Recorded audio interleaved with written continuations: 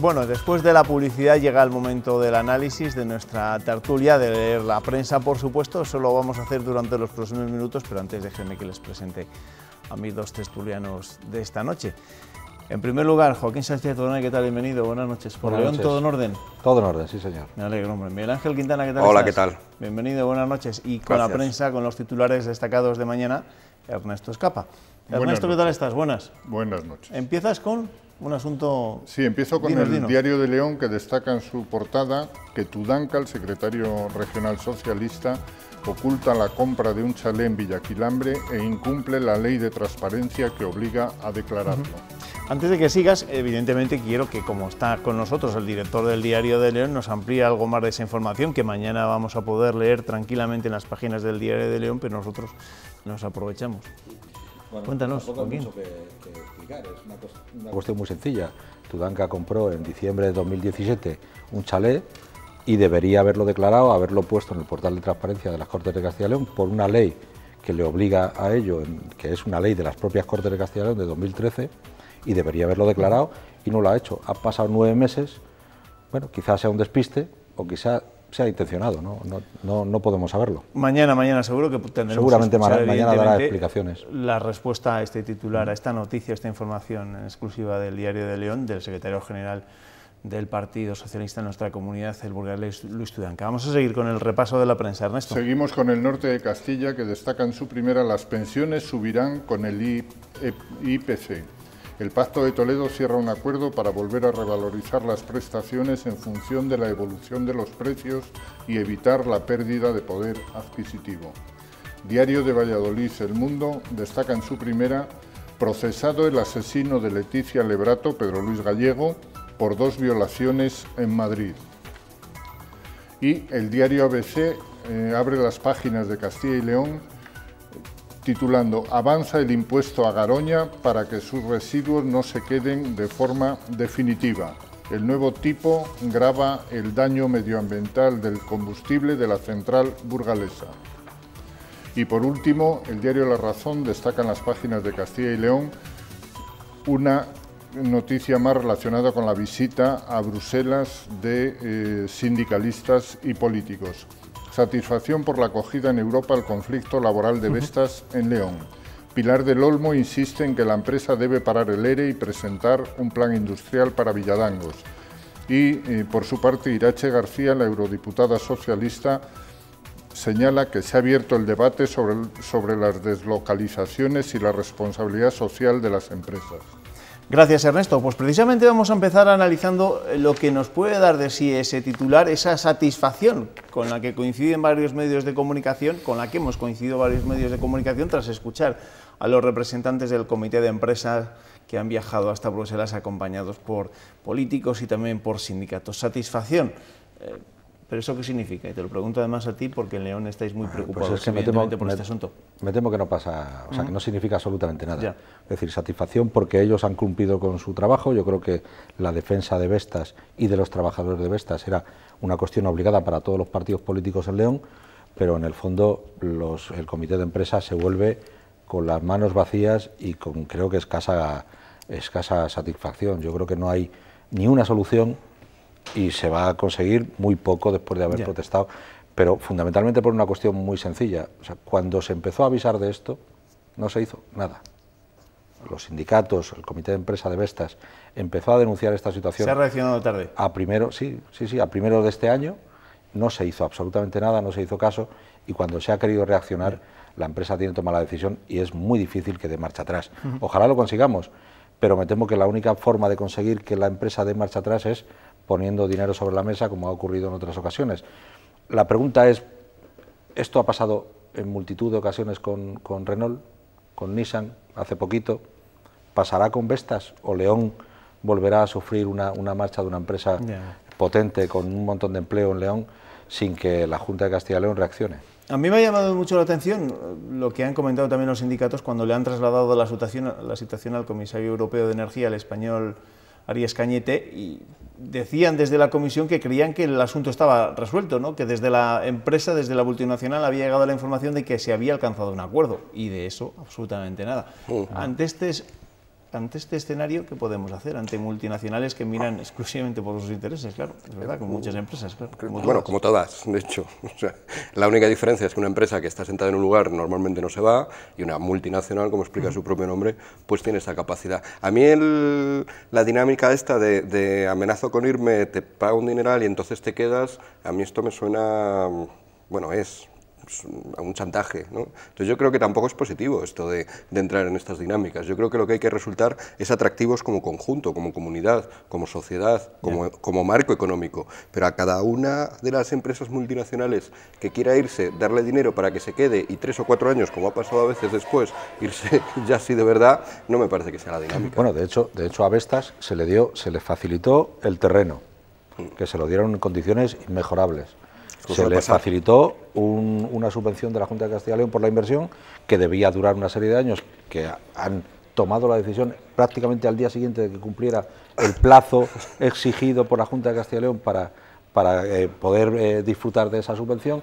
Al día siguiente deciden marcharse. Me parece una tomadura de pelo espantosa. De hecho, la Junta yo creo que tiene que tomar una decisión más pronto que tarde de que el cumplimiento de una serie de años mucho más amplios para disfrutar de una subvención. No sé si a lo mejor la subvención tiene que ser más alargada en el tiempo o no, pero desde luego el tiempo... Pero entonces la subvención tendría que ser mayor y de nuevo nos encontraríamos para resultar atractiva, digo, porque si le vas a dar el mismo dinero para más años no viene, y al día siguiente en que se acabara esa subvención mayor se volverían a ir. Yo creo sinceramente que la política es subvencionar, porque las subvenciones siempre son a unos sí y a otros no, y entonces va a ser a Vestas, pero no van a ser a los 500 o 700 negocios que tienen dificultades en León, en Ávila o en Valladolid, y que también crean empleo, pero como son 500 pequeñitos, ninguno de ellos va a recibir una subvención. Entonces yo esta dinámica de subvencionar a multinacionales para que después se vayan, no la entiendo.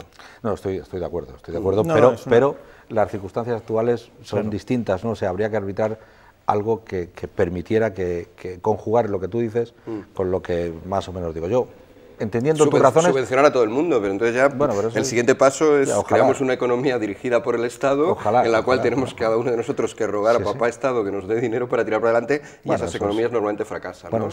La Unión Soviética, es Cuba, es decir, comunismo. Son cosas un poquito fracasadas. Bueno, de Vestas evidentemente hemos hablado mucho durante las últimas semanas y seguro que tendremos que hablar durante los próximos días a ver si repercute de alguna forma todos estos encuentros que han mantenido los miembros del Comité de Empresa y de la Fundación Anclaje en Bruselas con las autoridades comunitarias. En las Cortes hoy ha pasado su primera prueba el impuesto que planea la Junta para gravar los residuos nucleares de Garoña. Lo ha hecho gracias a la mayoría del PP porque la oposición ha sido muy crítica, especialmente el PSOE. Los socialistas aseguran que tal y como está planteado este tributo no llegará a ver la luz, entre otras cosas porque es muy similar a otro estatal. El impuesto ideado por la Junta a los residuos radiactivos de Garoña sigue adelante. Su primer examen en las Cortes ha sido superado gracias a la mayoría del PP, que ha calculado unos ingresos al año de 10 millones de euros. Se va a destinar a financiar actividades de impulso a la economía y al empleo en esta zona. Pero para la oposición, este impuesto, tal y como está planteado, va a ser un fracaso. Tan malo. Lo dice el PSOE, que ha presentado sin éxito una enmienda a todo el proyecto de creación de este tributo. No van a recaudar ni un solo euro porque el impuesto puede chocar con otro similar dentro de la normativa nacional. Algo que niegan los populares, al igual que también rechazan que, tal y como dice el PSOE, los residuos temporales de Garoña puedan quedarse de forma permanente. Se opone a que haya un impuesto que grave los depósitos, que se recaude dinero para destinarlo a la inversión en esa comarca, pero no hacen ni una sola referencia hacia su gobierno. Ciudadanos también está en contra, entre otras razones porque este impuesto va a acabar repercutiendo en todos los españoles. Algo parecido piensa Podemos, por eso pide que la Junta se comprometa, independientemente o no de la naturaleza y de que se apruebe este impuesto, con la reindustrialización del entorno de Garoña. Reindustrialización que, recuerda la Junta, es responsabilidad del Gobierno porque fue él quien decidió cerrar la central nuclear.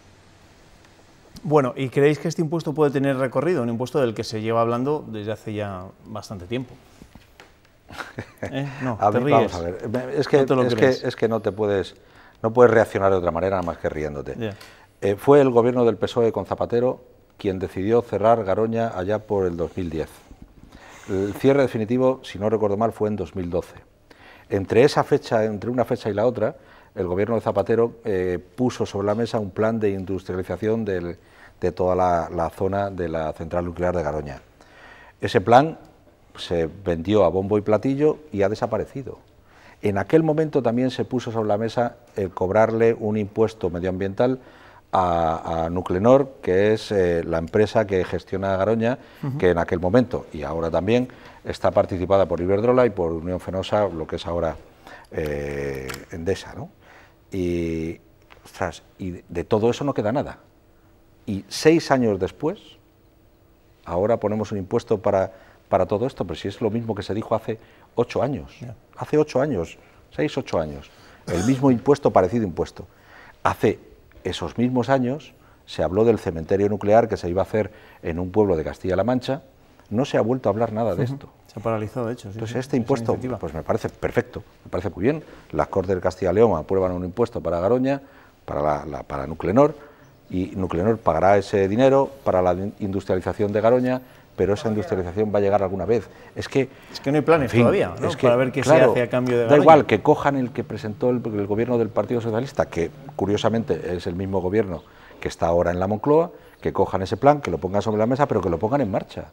Porque si no lo ponen en marcha, esto es una tomadura de pelo que dura ya demasiado tiempo.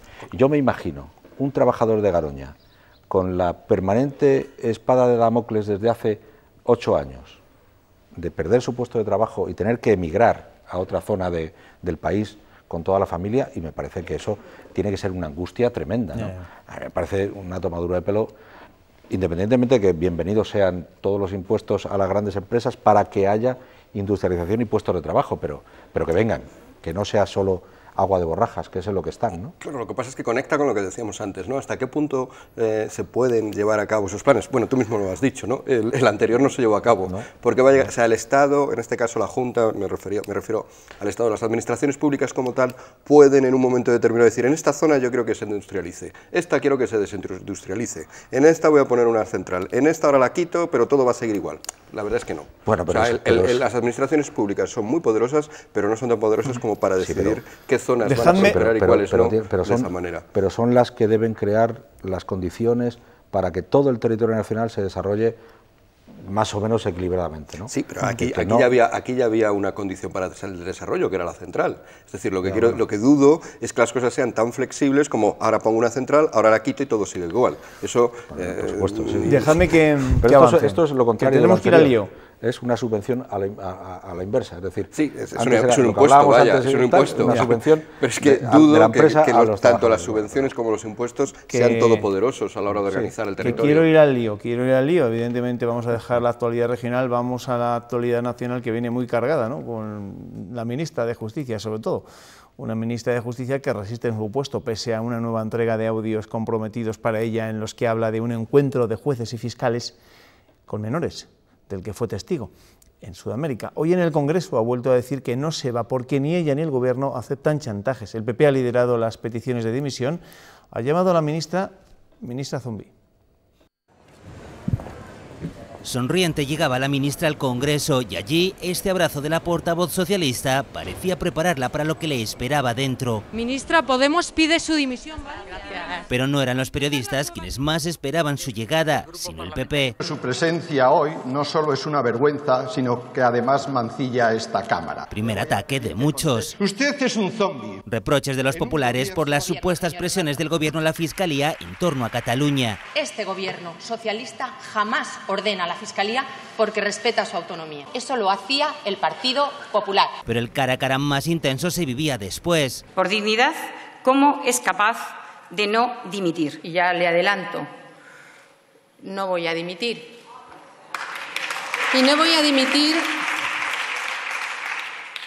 por muchas razones. Nadie nos va a chantajear. Y todo en un día en el que hemos conocido nuevas y polémicas grabaciones de ella con el comisario Villarejo. Así, absolutamente, la portavoz del Gobierno mostraba su apoyo a la ministra, mientras Pablo Iglesias... Cuanto más lejos esté lo que ha tocado Villarejo de la vida política, mejor. Ha vuelto a pedir su dimisión. O es capaz de dar una explicación creíble y decir la verdad en la Cámara, o tendrá que dimitir. Esas explicaciones, a petición propia, las dará la ministra en el Congreso en los próximos días. Pues el presidente del Gobierno ha hablado por primera vez de esta crisis en una rueda de prensa que ha ofrecido en Nueva York. Sánchez ha defendido la trayectoria de la ministra de Justicia y niega que vaya a producirse ninguna dimisión, aunque la pidan a alguno de sus socios políticos. Este Gobierno y el Estado no acepta chantajes de nadie, absolutamente de nadie. Hemos venido a limpiar, estamos limpiando y vamos a seguir limpiando. Por tanto, ni chantajes, ni amenazas. El Gobierno va a continuar gobernando y va a estar determinado en la lucha contra la corrupción, venga de donde venga. Desde luego no nos va a marcar la agenda política un corrupto. Estas declaraciones de Pedro Sánchez significan que la ministra tiene todo el respaldo del presidente del Gobierno. Yo creo que esta fuerza... Habrá que esperar al nuevo capítulo de esa conversación tan entretenida. Evidentemente, si algo no se puede decir de este Gobierno es que sea previsible, ¿no? O sea, porque los cambios han sido constantes, incluso en decisiones políticas, pues mucho más en aquello que depende de las circunstancias. Yo creo que en todo caso el esfuerzo va a ser ímprobo por mantenerla, porque sería ya el tercer ministro, en este caso ministra, que dimitiría en cuestión de 3 meses, ¿no? Yo creo que batiría algún tipo de récord en el mundo. Y evidentemente el desprestigio que supondría para el Gobierno pues sería duro. Más cuando tenemos en cuenta que otro de los papeles que anda por ahí circulando y todavía otra de las papeletas, más que papeles, es el propio rol del presidente como plagiador, vaya, en su tesis y como alguien que ha hecho una tesis bastante poco recomendable. Por lo tanto, yo creo que ese el alfil de una ministra, lo va a mantener hasta el final para intentar mantener la figura, en este caso, del presidente un poco cubierta. ¿Va a poder aguantar Dolores Delgado en su cargo de ministra de Justicia? A ver, yo creo que no. Yo creo que no debería aguantar. Lo que pasa es que yo creo que en el debate deberíamos poner dónde estamos poniendo el listón de los políticos y de la política, ¿no? Voy a sacar a colación el tema de Luis Tudanca y de la compra de su... Yo no estoy en contra que cada cual compre la vivienda que pueda comprar y que pueda pagar. Ahora, si nos hemos puesto tan escrupulosos para que todo el mundo ponga sus bienes en el portal de transparencia de las Cortes de Castilla y León, pues si nos ponemos escrupulosos cuando uno gobierna, pues pongámonos escrupulosos exactamente igual cuando uno está en la oposición, al revés.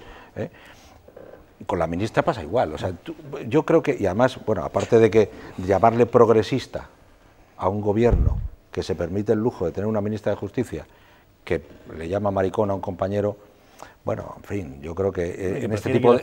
hombres antes que mujeres. Claro, y en este tipo de lenguajes, pues yo creo que ahora la sociedad está absolutamente en contra desde hace mucho tiempo. Aunque yo creo que la clave de todo esto, la clave definitiva tendría que ser el hecho de que mintiera, ¿no? Porque ahí, bueno, podemos entrar en sí las opiniones. El hecho, tenemos en el anterior gobierno, que Pedro Sánchez dice que viene a limpiar y tal, en el anterior gobierno un ministro, solo por mentir, sin haber hecho nada, que fue Soria, dimitió, solo porque se le pidió una mentira. Y en las democracias adultas esto pasa, la mentira se paga. Una cosa, ayer comentábamos en la tertulia que evidentemente pocos podríamos aguantar o podríamos pasar la prueba del algodón si nos graban en una conversación después de una comida de tantas horas de duración, ¿no? En una comida con gente conocida, con amigos, con conocidos. Y en el Caribe. Pero es verdad que en esa comida precisamente la entonces fiscal a Dolores Delgado le estaba proporcionando una información bastante sensible de jueces, de fiscales, a alguien como Villarejo que se ha dedicado o que ha hecho fortuna pues precisamente con esos secretillos, traficando, ¿no?, con ese tipo de información. Claro. Yo creo que lo de hoy es lo más grave de todo lo que ha trascendido de aquella comida caribeña. Bueno, pues veremos si mañana nos despertamos con un nuevo capítulo de estos audios grabados presuntamente por el comisario Villarejo en esa comida que compartía, entre otros, con el juez Baltasar Garzón y con la entonces fiscal María Dolores Delgado. Todavía fiscal, aunque además ministra de Justicia en estos momentos. En todo este laberinto tendremos que consultar a nuestro quinto tertuliano para ver si él nos puede ofrecer alguna salida. No lo sé. No puedo pegar ojo, Juanma. Mi nombre es Villarejo. Y tengo aquí una cinta y unas fotos sobre el pasado de un famoso locutor de Castilla y León Televisión. Se las mandaré a alguien que las hará públicas en internet si no le subes el sueldo a tus colaboradores, los tertulianos, ese tal Nieto y Ernesto Escapa también. Bueno, piénsatelo, pero piénsatelo mañana Que ahora no son horas, Juanma. No son horas. Bueno, yo como la ministra de Justicia no voy a aceptar chantajes, ni de Escapa, ni de Nieto, ni de Villarejo, al menos esta noche, ya veremos mañana. Más cosas. Tras 2 años de negociaciones, el Pacto de Toledo ha alcanzado un acuerdo para la revalorización de las pensiones. Volverán a ligarse a la subida del índice de precios al consumo. Se trata de un acuerdo de mínimos que sitúa el IPC como la base de cálculo, pero no el único indicador. Se podrán utilizar otros según las necesidades del sistema. La decisión estará en manos del Gobierno correspondiente. A este acuerdo solo se ha opuesto Esquerra Republicana de Cataluña, que será el acuerdo que llevaban tiempo reclamando los pensionistas de ahora. Los del futuro tenemos que ponernos en lo peor. Después de que el secretario de Estado de la Seguridad Social, el burgalés Octavio Granado, haya señalado que el sistema de pensiones solo tiene arreglo para los próximos años, lo cual, en fin, es un poco desolador, aunque igual también lo podíamos empezar a imaginar, ¿no? ¿Qué os parece a vosotros este acuerdo y lo que ha dicho Octavio Granado? Bueno, yo creo que lo que ha dicho Octavio Granado ahora lo dijo ya en su etapa anterior, que también fue secretario de Estado de Seguridad Social, que fue hace 8 años, ¿no? Yo creo que ya lo venía diciendo en aquella ocasión. Me imagino que datos tendrá para saberlo. Pero a mí lo que me preocupa es que no sea capaz el Estado, no las pensiones, que me parece muy bien que vayan vinculadas al IPC, sino que no seamos capaces de generar mayores puestos de trabajo, más puestos de trabajo, más afiliación a la Seguridad Social y que por lo tanto el sistema se sostenga por sí solo, ¿no? Ahora, todo esto, bueno, sí, ojalá. Me preocupa que en 2 años, en 2 meses de gobierno del Partido Socialista, o menos de 3 meses, se haya paralizado ya la economía de este país. Sí, yo no estoy a favor de este acuerdo. A mí me parece que es un tema complejo, es un tema que nos importa mucho a muchos, ¿no? De alguna manera a todos. Pero por simplificar, yo creo que, lo estabas diciendo tú ahora, la principal necesidad del país tiene que ser la de producir. Y una vez que se produzca, entonces ya tendremos para repartir. Por supuesto. Empezar a repartirse la tarta o empezar a ampliar porciones de la tarta a cada uno que van en detrimento de otros, y lo voy a decir muy claramente, los que han sufrido la crisis económica en España en una mayor medida, y lo dicen todos los datos, todos los estudios, han sido los jóvenes, han sido los parados, no han sido los pensionistas, que en términos relativos se han mantenido, entre otras cosas, porque tienen un ingreso fijo.